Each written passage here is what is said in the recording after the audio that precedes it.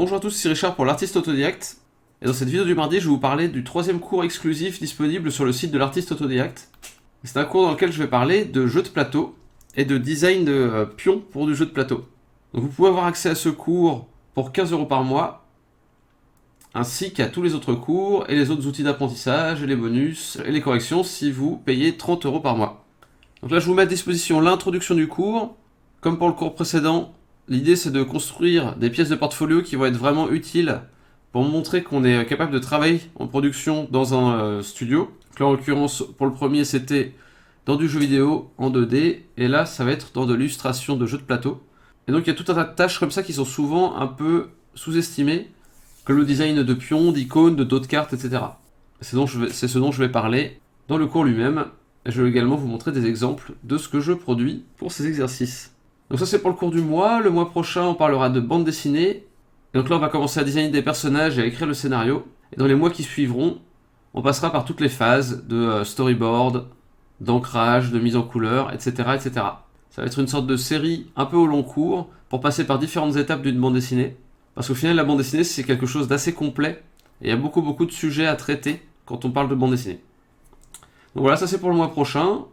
Pour l'instant, je vous laisse avec mon introduction sur le design de pions et d'icônes pour du jeu de plateau. Et on se retrouve très bientôt pour la prochaine vidéo du mardi. Passez une bonne semaine et dessinez bien. Ciao, ciao. Bonjour à tous, ici Richard pour ce troisième cours exclusif des ateliers de l'artiste autodidacte. Alors dans ce cours, on va parler d'illustration de jeux de plateau. Et on va parler entre autres d'un élément qui est un peu sous-estimé et qui est pourtant assez important. Que ce soit en illustration de jeux de plateau pur ou en illustration tout court. Il y a plein de petits métiers comme ça, de petites tâches qu'on a à faire quand on est illustrateur, qui sont un peu ignorés, que je vois jamais dans les portfolios et qui pourtant peuvent intéresser du monde. Et en plus, ce sont d'excellents exercices à faire en termes d'illustration, puisque ça va demander de comprendre un peu de composition, surtout de la clarté, de la lisibilité, qui est quand même l'élément essentiel quand on fait de l'illustration, et encore plus pour du jeu et du jeu de plateau. Donc je vais vous montrer quelques exemples de ça pour commencer, avec principalement des illustrations de Mathieu Lessen, dont j'ai déjà parlé dans une vidéo précédente sur la chaîne YouTube de l'artiste autodidacte. Donc voilà, ce genre d'icône, par exemple, c'est quelque chose qui est assez sous-estimé, mais c'est des choses qui peuvent être utiles pour du jeu de plateau, mais aussi pour du jeu vidéo tout court. Et s'habituer à faire des icônes comme ça, c'est aussi s'habituer à trouver des bons graphismes qui peuvent servir pour faire des petites illustrations dans des magazines ou ce genre de choses. Donc ne sous-estimez surtout pas ce genre de tâches, c'est des très bons exos, et c'est aussi des choses assez difficiles à faire de manière assez clean. Et en plus, c'est plutôt demandé. Donc c'est toujours quelque chose qui enrichira votre portfolio de manière assez conséquente. Donc un autre élément qui est assez intéressant, pour le jeu de plateau en particulier pour le coup, c'est de faire des icônes qui vont monter en puissance. Donc vous voyez là on a des chaussures qui sont de niveau 1, 2, 3, des épées qui sont de niveau 1, 2, 3, etc. etc. Et c'est pareil, ça oblige à penser au langage de forme, à qu'est-ce qui fait que quelque chose a l'air plus précieux qu'un autre, ou plus puissant, ou à trouver des variantes sur ce qu'on est en train de faire. Et ça c'est super intéressant à faire aussi en termes de design, pour ceux qui sont intéressés au design en règle générale, au chara-design, au design d'environnement, etc. C'est un très bon exercice aussi à faire, de faire des variantes comme ça de plus en plus puissantes. Ou ça peut être aussi des variantes qui ont des types d'énergie différents, par exemple. Du genre ici, là on a des potions qui ont certainement des effets différents. Ici on a certainement une potion de vie. Et après les deux autres, je sais pas exactement ce qu'elles font. Celle-ci ça a l'air d'être une potion de mana ou quelque chose dans le genre. Mais enfin en tout cas voilà, je sais pas exactement ce qu'elles font dans le jeu. Mais toujours est-il que c'est des variantes sur un même thème. Différentes potions. On peut imaginer des potions de feu, des potions d'électricité, des trucs comme ça. C'est des trucs assez communs, assez courants. Mais en termes de design, qui sont pas si faciles et qui sont assez intéressants à faire. Là on a aussi des compteurs. Vous voyez, des compteurs qui sont des sortes de griffures gravées dans des cornes. Ça oblige aussi à penser à un univers et à comment représenter les choses de manière fun dans un univers. Parce que le but du jeu de plateau, c'est quand même de trouver quelque chose de fun. Après, suivant les types de jeux, on va avoir des choses plus ou moins réalistes, plus ou moins sérieuses. Mais vous pouvez vraiment vous lâcher en fait là-dessus. Si vous êtes dans des univers plutôt sérieux d'habitude, vous pouvez aller à fond là-dedans. Et même aller jusqu'à des choses historiques, mais jouer avec justement ce langage de forme historique. Et là, si vous êtes dans des choses plus cartoon, plus fun, plus funky, vous allez pouvoir vraiment partir de n'importe quelle direction et trouver des choses très dynamiques. Les monnaies aussi, c'est assez intéressant, tout ce qui va être point de victoire ou argent dans un jeu. Ça oblige aussi à travailler les matériaux, et là pour le coup c'est relativement libre dans le design, tout en s'inspirant de la réalité, Et tout ça, enfin vraiment, c'est l'exercice de design par excellence.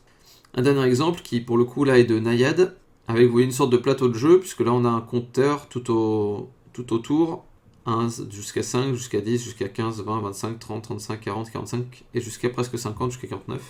Et là, on a des fruits, vous voyez, qui sont des états différents, et c'est quand même assez intéressant à produire. Donc voilà l'objectif de ce mois-ci. Globalement, c'est ce qu'on va faire. On va faire de l'illustration de pions ou de tuiles de jeux de plateau. Et donc dans ce cours, je vais vous donner quelques conseils pour le faire au mieux, et vous allez suivre aussi toute ma progression sur l'exercice, et je vais vous montrer quelques petites astuces techniques aussi. Donc pour commencer, on va voir un petit peu plus en détail ce que peut être le projet que vous allez avoir. L'idée, c'est que vous fassiez des images qui vont ensemble, qui créent un set d'icônes. Parce que ça fait partie de l'exercice en fait, le fait de travailler un langage de forme particulier, un style particulier, sur plusieurs images. Donc il y a deux versions à ce défi. Vous pouvez le faire sur un projet original, si vous avez déjà une idée de jeu de plateau en particulier.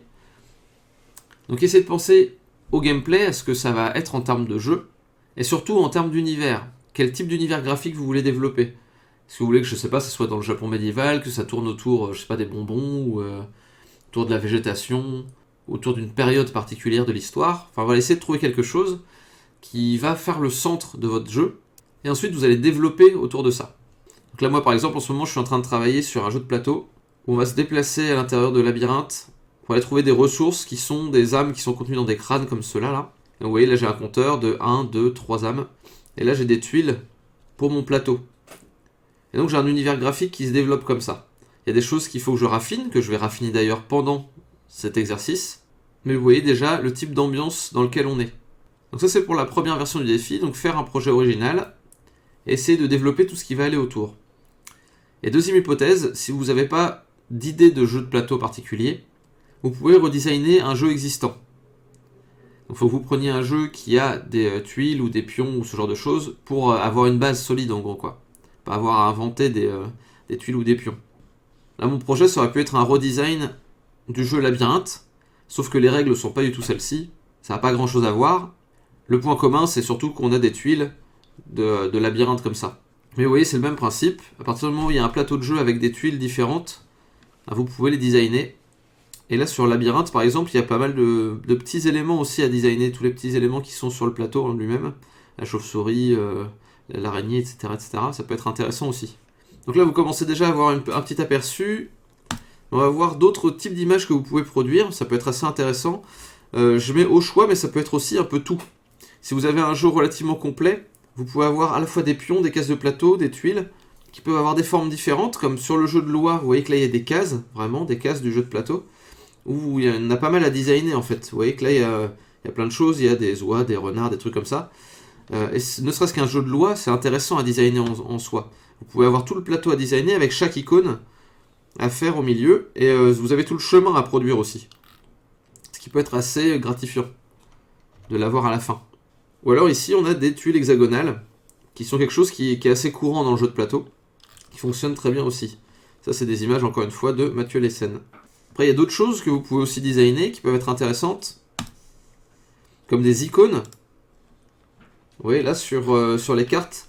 Donc, l'idée, c'est pas de designer les cartes en elles-mêmes, parce que là, ça demande des compétences d'illustration qui sont un peu au-dessus de ce qu'on va faire sur les pions. Donc pour commencer, je trouve que c'est pas mal de plutôt travailler sur les icônes.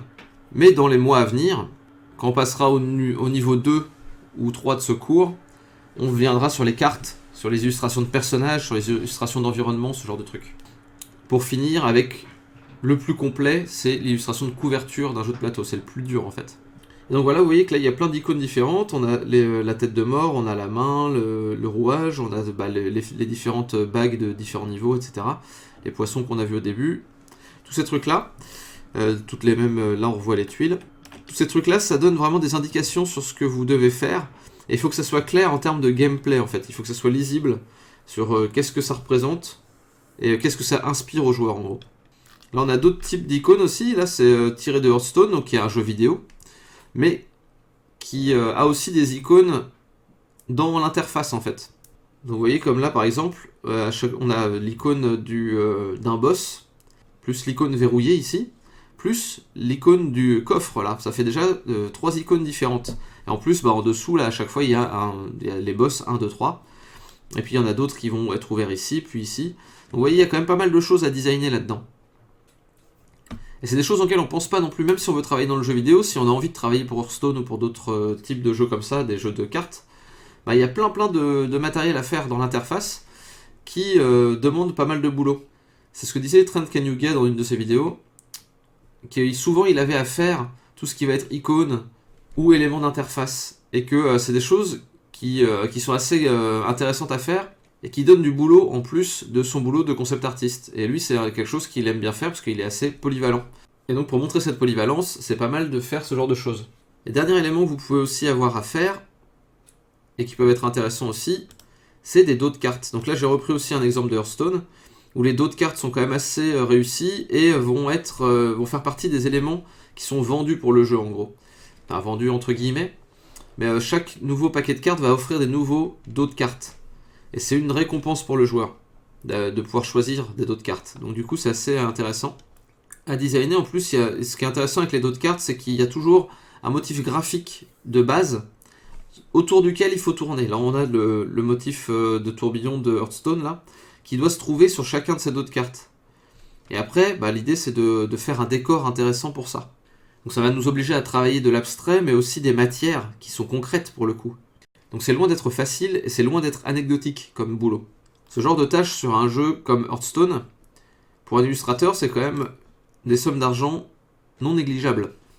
Donc voilà tout ce qu'il y a à penser, et tout ce qui peut être fait sur du jeu de plateau, sur de l'illustration de jeu de plateau, sans même toucher à de l'illustration de cartes ou de l'illustration de couverture, qui sont plutôt les choses auxquelles on pense de prime abord. Donc voilà tout pour cette vidéo d'introduction. Dans la deuxième vidéo, on va voir le processus que je vous conseille de suivre pour faire toutes ces images, et comment vous devriez vous organiser dans le mois. Et ensuite, je vous ferai le cours proprement dit sur l'illustration qui est vraiment adapté à ce genre de tâches. Et enfin, on verra les démos, où je vous expliquerai un peu plus précisément mon processus de travail sur toutes ces images. Donc à tout de suite pour la vidéo numéro 2.